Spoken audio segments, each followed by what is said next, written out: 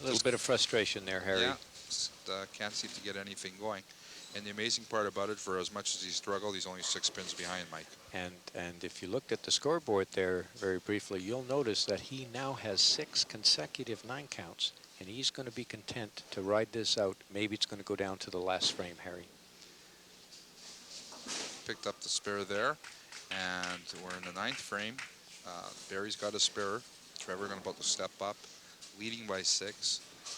A strike would be nice, but an open would put him behind. So a little bit of pressure on Trevor. He must mark here to maintain his lead. He certainly does, and I'm thinking right now that Trevor's probably a little more locked into lane 28. And if he throws the ball as well as he did the last turn here, I think he'll have a strike here, and he'll have to make a decision on lane 27.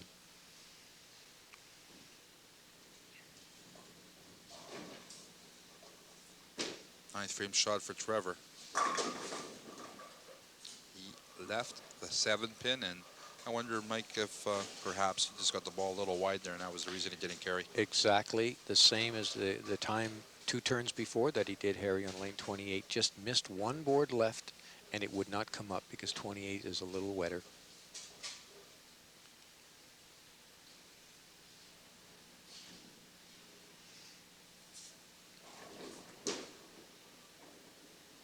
Picked up the spare Mike.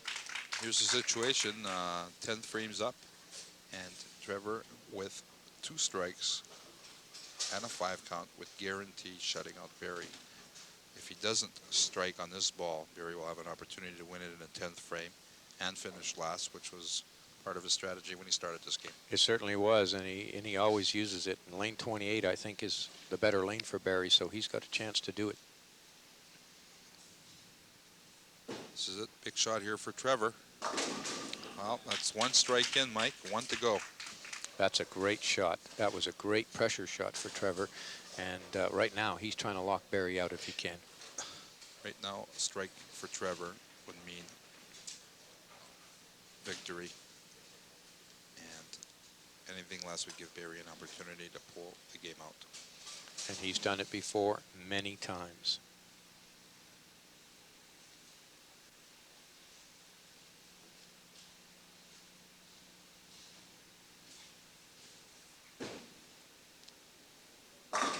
Wow. No question. What a great clutch performance by Trevor here in the 10th frame. He responded to the situation, and Trevor will advance into the finals against Randy Kostenuk, our tournament leader. And one of these 2 fellas, they're both going to be lefties bowling against each other, will advance, will pick up first place prize money of $425, and more importantly, the tournament victory in the Dionysos Open, and another credit to their long list of achievements for both fellows. There's no question. I think Barry's a little frustrated here. I don't think he's entirely disappointed.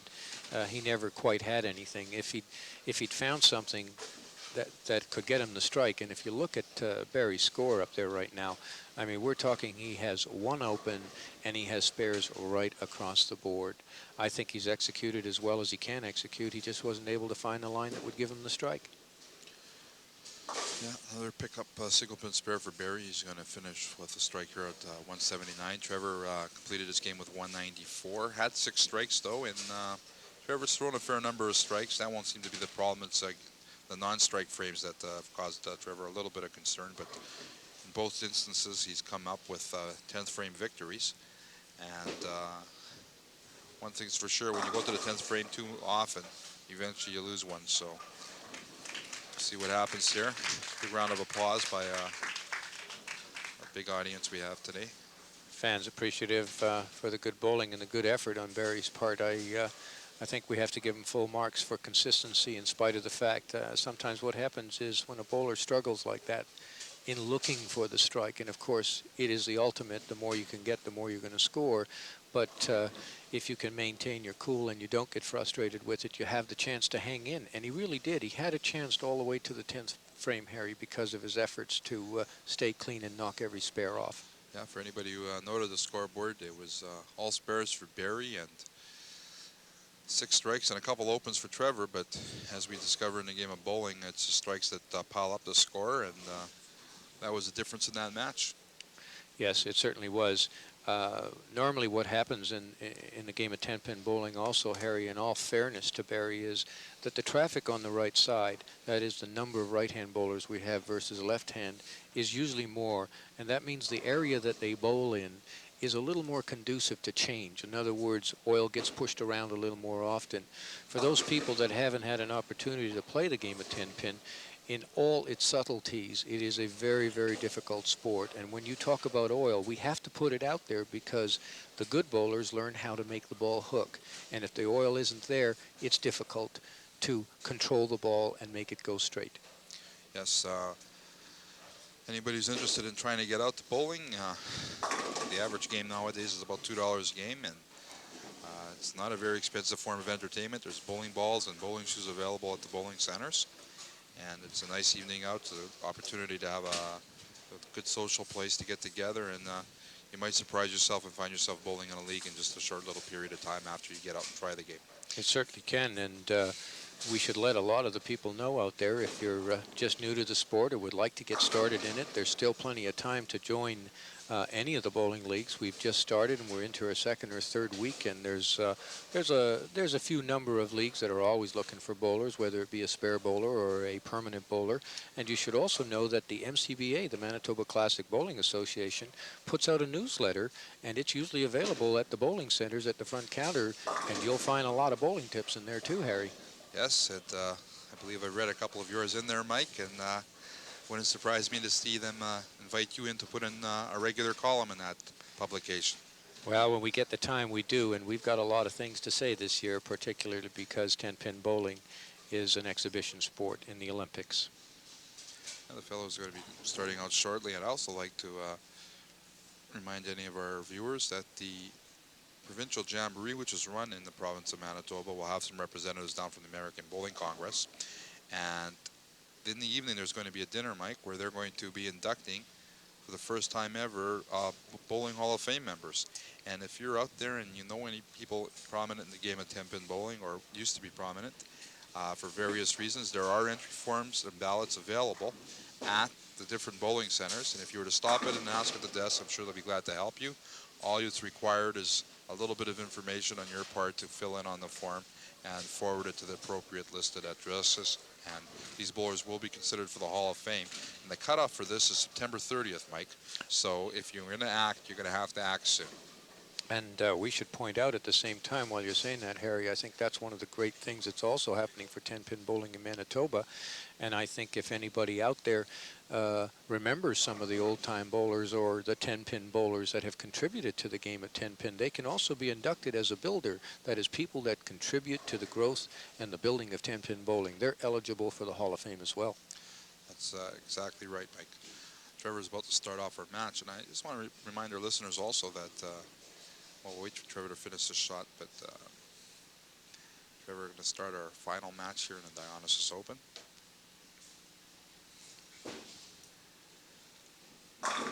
Great strike by Trev to get things going. Just wanted to remind our viewers that there's a bit of a myth about the weight of the bowling ball, Mike. I don't know how many times you've talked to somebody say, well, 10-pin bowling, I can't lift that ball, especially the ladies say that. Just want to remind them the bowling balls are as light as 8 pounds. They aren't as heavy as you think, and if you haven't tried it, try it once before you make a decision on that. Very good. And Randy just a little high, and he's left the 4-pin. He'll go cross lane at it. And I think Trevor's going to have a big advantage going into this final game, having bowled 2 games on this pair of lines, Mike. I think he is, but I'll tell you right now that Randy, if he gets locked in, he's going to be really tough to beat. He has bowled so well here in the last couple of years. It's been incredible. Last year, he bowled two 300 games. Well, most of us have never even had the opportunity to bowl one, and he bowled 2 within a matter of weeks right at this bowling center. He started off that frame with an error, but it looked like maybe he stuck a little bit at the foul line there because he really seemed to he missed by a lot there, which he doesn't normally do. No, he doesn't. And I think he has an area, and he's been watching Trevor, so I think he has a pretty good idea. I think the only thing he doesn't have a feel for, Harry, is that the left lane is drier than the right lane. And I think once he gets the feel for that adjustment, he'll be all right. Yeah, he's just a little high again, Mike. He's run up both times here, and he's left a baby split. And Tell you, if he doesn't pick this, he's going to put himself behind 8-ball early. And knowing Trevor, and he did miss the spare, Yes, Harry. he did. It's not an easy spare. I was going to say, and knowing Trevor, he knows how good Randy is. He knows how very capable Randy is of producing a lot of strikes and a high score. Right now, I think Trevor wants to put this other strike on right now. Yes. It's first key shot of the game right here in the second frame. Looks good, Mike. He's got it. Big strike for Trevor, and started to roll on with these strikes again. He's going to be tough to beat. He's, I think in this game, he looks more intense than he has been in the other two matches that he's played. And these people, both Randy and Trevor, have played head-to-head many times, and you know, Harry, that sometimes there are some special games. Yes, there's no question about that, Mike. And a lot of these fellas have a lot of friendly and sometimes not friendly rivalries going, and they look forward to bowling each other when the opportunities come about. Third frame for Trevor. He's got a great break off the wall. He was very fortunate to carry that. Yeah, that was just gives him a 3-strike start, which he had last game, and he really enjoyed the break he got off the wall there. He sailed that ball way left of his normal mark line, and I didn't think it was going to come back, and it just came up hard. We'll see whether or not that strike discourages Randy just a little bit. Wow, he came back, packed the pocket solid, Mike, and he left a ringing 7-pin. That's a little discouraging for Randy, and the reason I say that, Harry, is normally you accept that, but he's got 2 opens right now, and he's pressing to get a strike, and he threw a perfect ball into the pocket, and those are just one of those unexplainable things. That was an excellent ball. It's a great ball. Great spare by Randy, and mentioned that in those 2 perfect games that Randy had within a matter of weeks, he in between them he squeezed in a 299 as well, Mike. He certainly did. And that was the first time in the history of Manitoba that anyone has won 3 awards, let alone 2 perfect games. And Randy said made a little history last year here in Winnipeg. Long-standing history that nobody's been able to come close to. Well, he's left a washout there, Mike, and maybe a little adjustment on 27 after being up on the beak last time, and he gets the exact opposite thing we talked about earlier. Too high in the head, this time too light, he leaves a washout. He made an adjustment, and he just overcompensated. I think what he chose to do was move a little bit more left, and what happened is there's a little more oil outside. Well, he's taken 3 pins out to miss a spare, and early on he's in big trouble here. Trevor here in the 4th frame has an opportunity to open up perhaps an almost uncatchable lead. I'll tell you the other thing, because I know what the intensity is of both these bowlers right now in this match. Trevor's the type of guy, when he needs something and wants something that bad, he could go out all the way.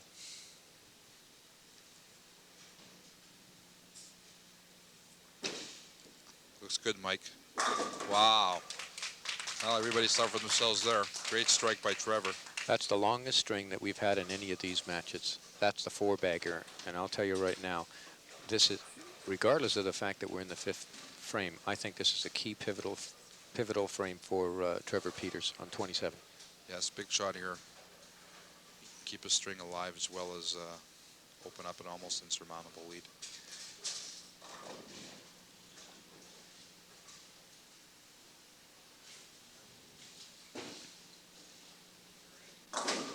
He's got it. Oh, and that's a swisher off the wall. He just about left the 5-10 there, Harry, but he had so much velocity on the pins that the head pin swung to the right sideboard, kicked over, and came back and carried both pins, the 10 and the 5. Yeah, great pin carry on that shot. Randy here in the 5th frame. He's made a little tape adjustment to his ball.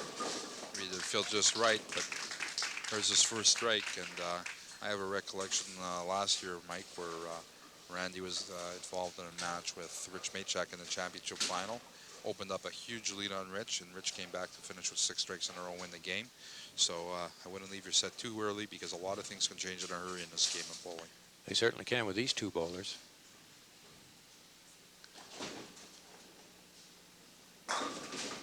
He's left the 7-pin, and he's having a little trouble here on the left lane. He's got the line now, Harry. He's about a half a board away from an adjustment with his feet or his mark out on the lane. He was really close. The 7-pin just about carried on that one. Cross lane into spare. He's got this, no problem. Randy with a spare here in the 6th frame. Give our viewers an idea. After 3 frames, Randy was trailing by 56 pins. And it's even more now. But we're in the 6th. Trevor, what's happening here is that we've got a shot, maybe, Mike, a perfect game. We don't want to jinx him, so I'll withdraw my statement partially. I think it might be too late, Harry, but Trevor's very, very capable of it.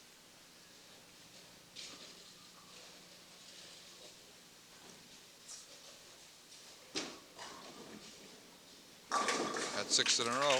It's halfway there, Mike. And what a great start. Beautiful start. And I'd like to remind our viewers we were mentioning the great streak that Randy had last year of perfect games, but Trevor himself threw in a perfect game last season. Not only that, Trevor had 7, count them, minimum 7 sanctioned 700 series last year alone, not counting the year before in which he had 12. That 700 is for 3 games, folks. That's a 233 or higher average there, Mike. That's excellent.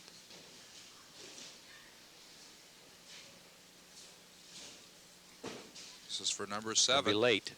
He's got it. That's 7 in a row. What a way for... He could make me a profit here if he goes all the way out, Harry. Exactly. He's winning his match now by 87 pins. I think that's turned into a foregone conclusion now, Mike. Everybody kind of on their edge of their seats here. As Randy steps up here, goes through the beak here on the 7th frame. And we're all a little anxious to see what happens here in the 8th and 9th. Trevor comes up next. There's no question that Randy at this point is out of the game. There is no way that Trevor can lose it. I think the question now for everybody that's watching and everybody watching at home, could Trevor bowl the first perfect game on TV for the MCBA? Exactly.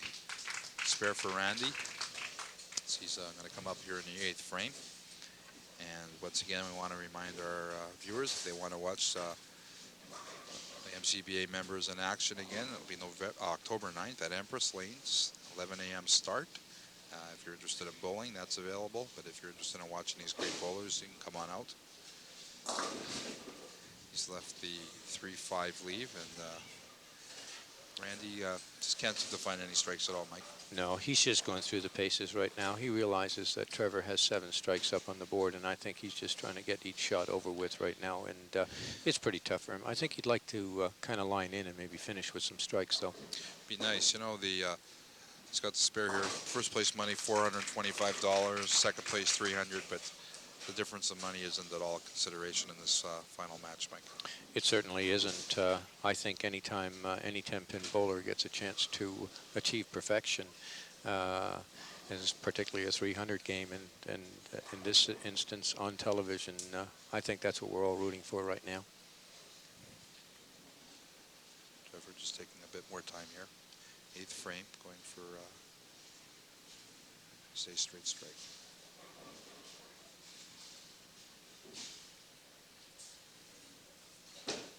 Looking good, Mike. Count it. He's got it. That was a great ball. The crowd is coming to life here. It's getting pretty exciting. I think the important thing for Trevor right now is that he's got to try and keep the time and the pace and the rhythm that he's taken on every shot. Now, he may have to take a little more time with each shot, and I think for those of you that are watching at home, you'll find that he's being a little more deliberate. He's using the towel a little more. He's trying to keep the hands dry, and he's trying to just keep moving and not stand still. 9th frame in the quest for the perfect game.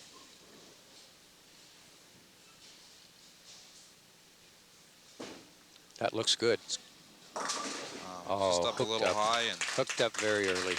Tremendous round of applause from the crowd here.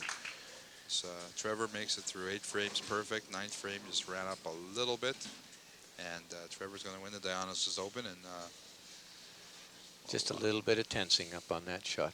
Yeah, I think these trips from Brandon become a little worthwhile when you can win some tournaments, Mike. Yeah. He's got to spare. He even covered that on the hard side and made it, Harry. Yeah, Well, some games, Mike, we've all been there, where you can't do anything wrong. Of course, I've had a lot of those matches where you can't do anything right. You had one of those today, Harry? One would be a low number, Mike. And Randy just going through the motions here in the 9th frame. And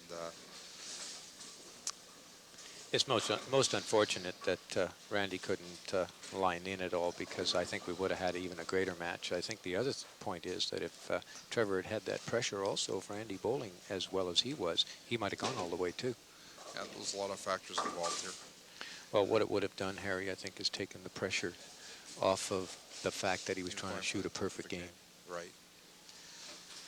Also, I think we're having a precedent in our most lopsided match ever. The difference in this match is 121 pins right now, and could be even greater by the time the game's over.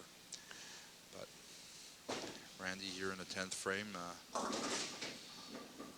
That's one of the great things about this 10-pin bowling, Harry. Sorry about that. You wanted to remark about the spare that he's left. Yeah, 6-10, that's fine. I think one of the great things about 10-pin bowling is that on any given day, any one of these bowlers who are great bowlers, any one of them can beat the other. Yeah, that's for sure, Mike. And I'll tell you, if you would have told me before this match started that there'd be a 100-pin difference between the winner and the loser, I would have thought you would have needed a little help. Oh, for sure, particularly when you consider that Randy was a leader of the tournament throughout the 5-game qualifying match, and actually he averaged 205 for those games, and he was the highest of all. And Trevor was actually in the number 3 position. Yeah, well, we're used to seeing Randy near the top at all times. This is by no means the last time we'll see Randy this season, I'm sure. He'll be back. Yeah, I think he'll shake that game off and put that win, make that history now. Trevor to finish off here in the 10th frame, and gets another strike. Got a chance to finish with a 277. I'll tell you, he's got a chance to establish an MCBA high game on television for us. That is absolutely correct, Mike. It's a great start for the first tournament of the year, Harry. Yeah, and I'd like to quote you the previous high game, but I don't have that information handy as any well-equipped broadcaster would. What a great ball. Another X for Trevor. And we could have an 11-strike game here, Mike. Pretty exciting in the 270s. It certainly is, and I think the great pity of it is the shot on lane 27 in frame 9 for Trevor was just a great pressure shot. It was a tough one, and what happened was it was just a short swing. He didn't finish everything like he was on the previous shots, and the ball hooked up a little early. And here he is. He's going for all 3 of them. There it is, 277. 277. Tremendous What round a of great applause effort by the people. They appreciate that great effort by Trevor. And if we'll be back momentarily as Nick Butrikas from Dionysos Restaurant is here to present a check to the winner. And I hope Trevor doesn't go too far away. No, and that's a great effort by Trevor. There it is, the scorecard on the television screen, 277. Only 1 frame missed for a strike. What a tremendous opening effort by Trevor Peters from Brandon, Manitoba.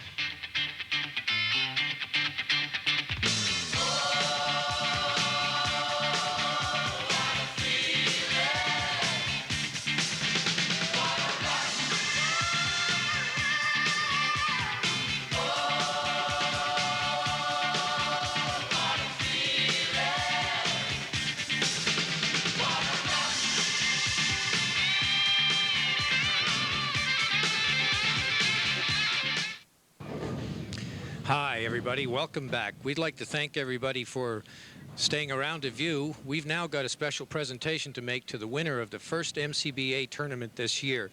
We had a great, exciting finish in the last game. Trevor Peters bowled a 277.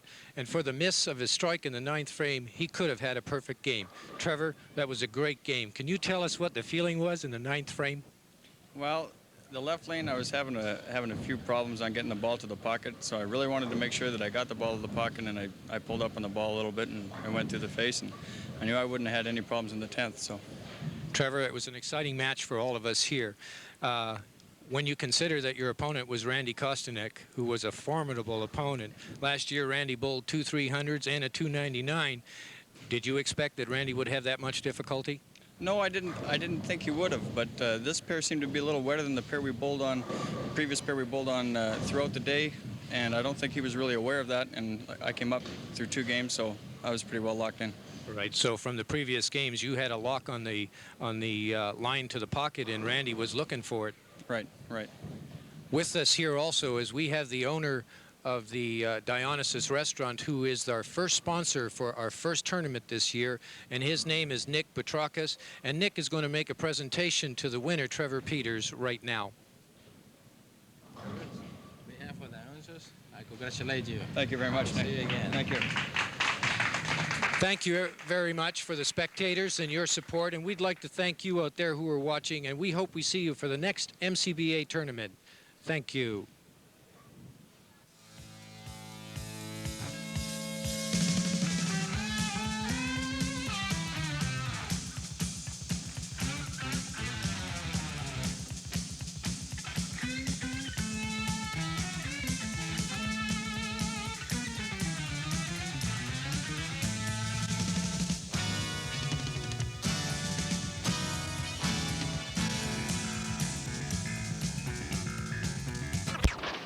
Left a 5 pin.